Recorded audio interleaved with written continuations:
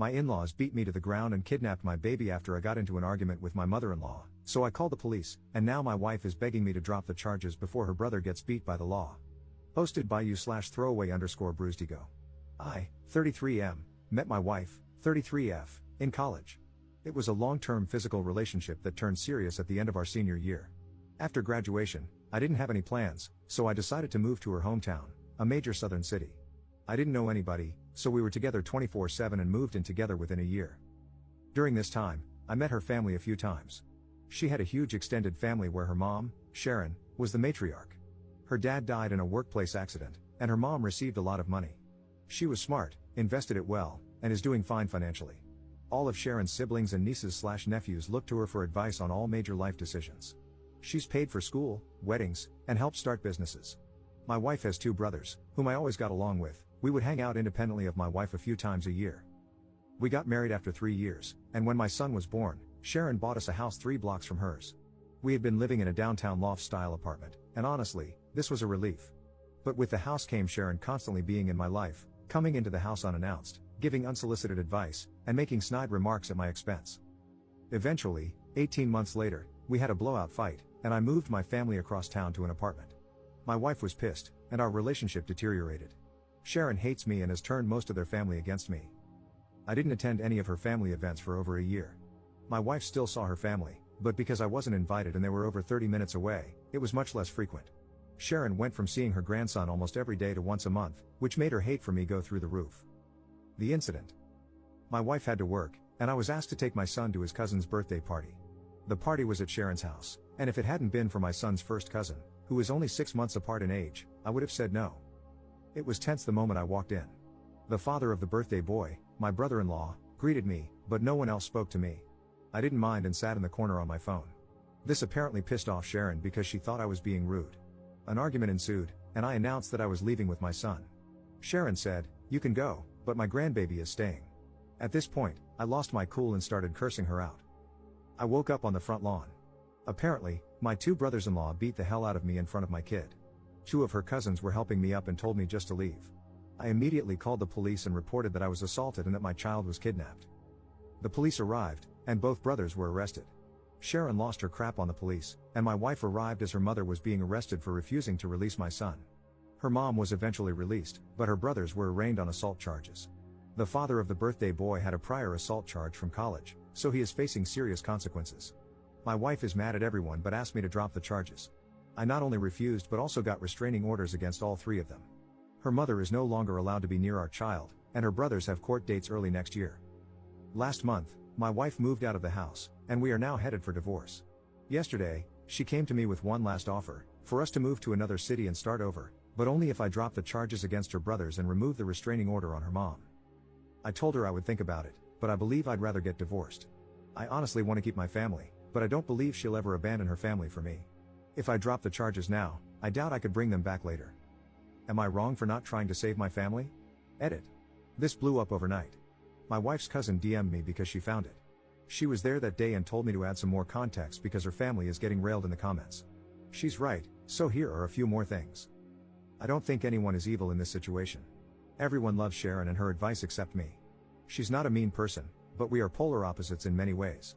My wife is the baby and only girl, so I'm sure that has a lot to do with our conflict. Sharon losing her crap on the police was uncharacteristic, and even I was surprised. My wife is a great mom and partner, but her inability to be independent of her mom's influence is our issue. She is mad at her brothers and isn't talking to either of them. She's also mad at her mom for starting the argument and refusing to release our son. She's just trying to find a middle ground. I genuinely think she hopes a fresh start can save our marriage. Until we moved into that house, I would say our relationship was good. As far as her brothers and the assault, I remember the first hit, but I was dazed immediately. The last thing I remember was flailing like a child while getting hit a few more times. What I don't remember is my kids screaming to stop hitting my daddy and then picking me up and dropping me on the lawn like trash. I have to acknowledge that my pride hurt more than my bruises. I genuinely liked both her brothers, and to be fair, F you and Beach came out of my mouth when I cursed out Sharon. I'm not 100% innocent. This is the South, so the police even said, "What did you expect to happen?" I don't know if stopping pursuing this would prevent it from happening again or not. Relevant comments. Commenter. Pressing charges isn't a thing, the state decides. Ops response. I just want to comment on this because it keeps coming up, you are 100% right. In the initial confrontation, the cops asked if I wanted them arrested, and I said yes. I was more bruised than bloody, and they were willing to let it go as a family dispute. That's where the "what did you expect to happen" conversation came from. I'm not pressing charges per se, but I'm not letting it go. I've done 2 interviews with the police and have been fully cooperating. If I stopped, they might drop the charges because they seemed more annoyed than helpful. I doubt the younger brother will get more than a slap on the wrist. My wife's oldest brother, who has a prior, is in a lot more trouble. He's the one everyone is worried about. Also, Sharon never went to jail. When my wife arrived, Sharon was being escorted to a car. My wife and her 2 uncles got Sharon to calm down, and they let her go. She wasn't being violent but was cursing and blocking them from entering the house. The only positive thing about the arrest, and Sharon's almost arrest, was that it made getting a restraining order way easier. But even that took a month.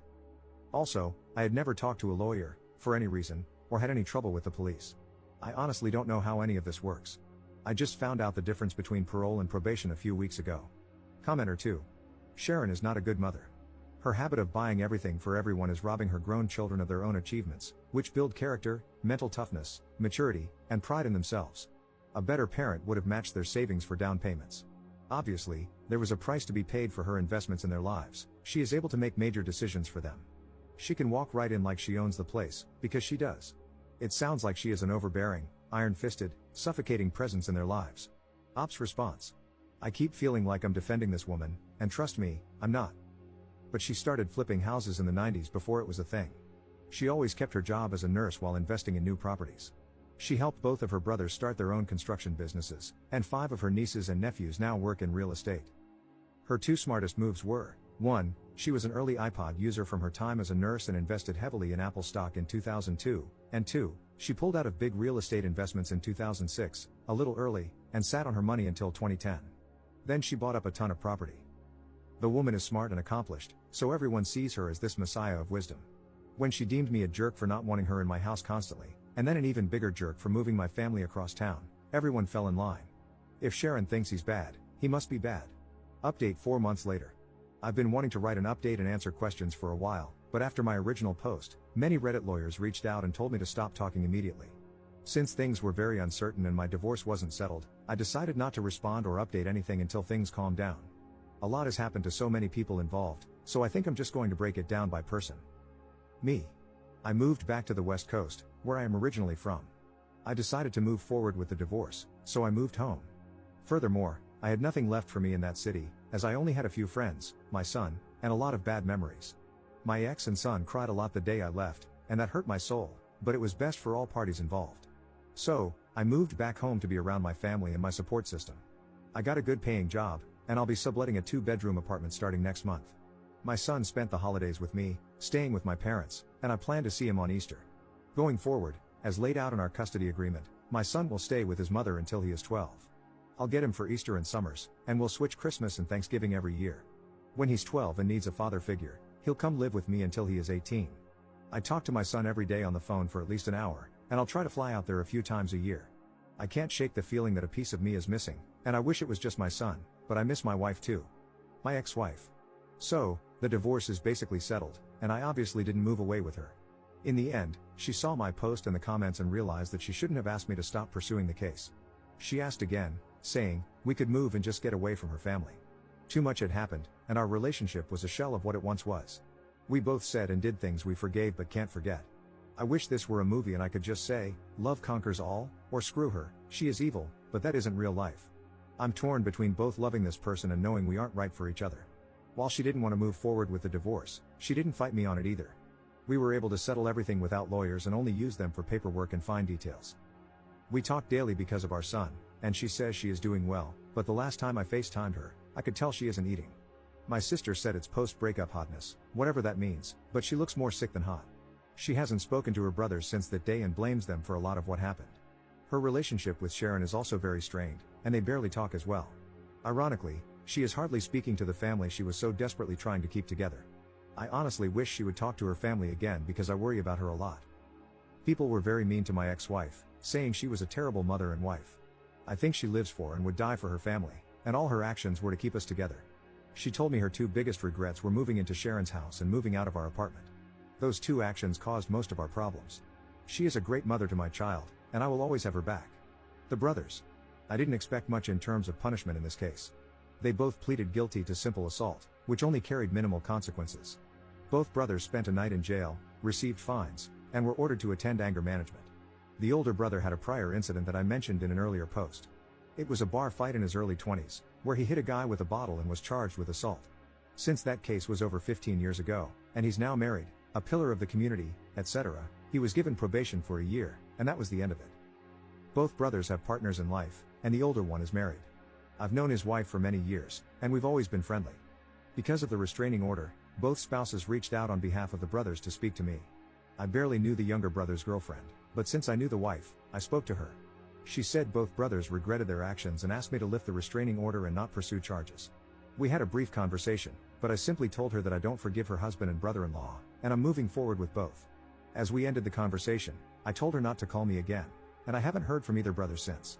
I don't know anything beyond what my ex tells me, and she isn't speaking to them. Sharon. So, I did have it out with Sharon, and it went about as well as you can imagine. Here's a little backstory on our relationship. Let's start by saying my ex and her family are devout Christians who go to church weekly. I'm a lapsed Catholic who goes to church 3 times a year. I live a very moral and ethical life, but my belief system isn't centered on the church. Furthermore, I consider myself a moderate liberal, while her family are moderate conservatives. For example, I support the Second Amendment, and Sharon supported gay marriage. Ideologically, we were far apart but agreed on the important things in life. The real problems began when my son was going to be baptized. My mom wanted him baptized Catholic, while Sharon wanted him baptized Protestant. Lots of snide remarks about Catholics were made, but I let it go at the time.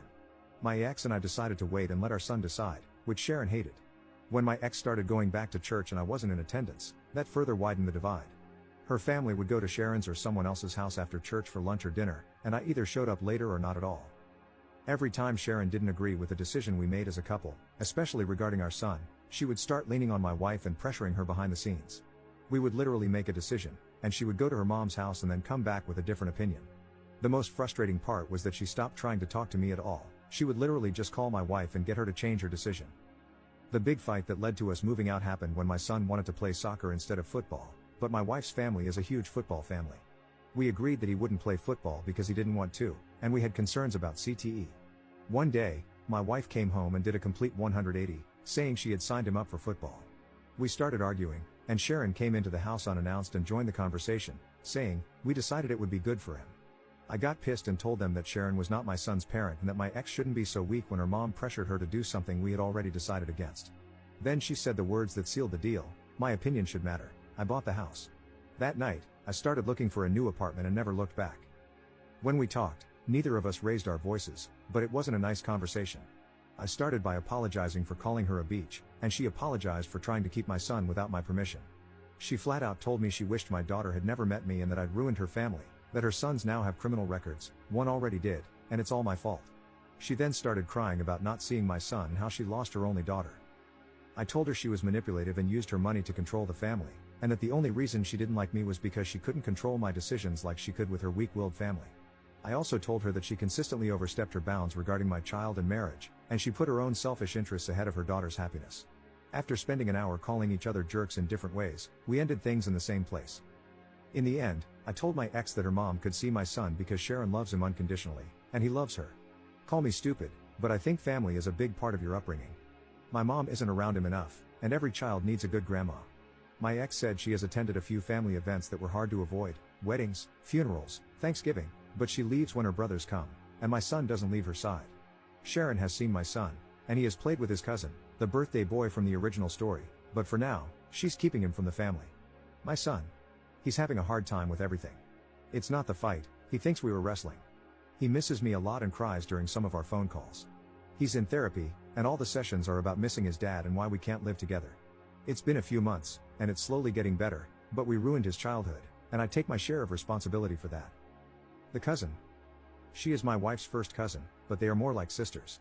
Sharon is her aunt by marriage, and she was the first to warn me about the family. She was also eviscerated in the comment sections for having me add to the story. She told me I was out of line for calling Sharon a bitch but didn't feel I deserved to get beat up. Likewise, she grabbed my son when the fight happened and took him away. She was the one who told my son we were wrestling, and she called my wife to come immediately.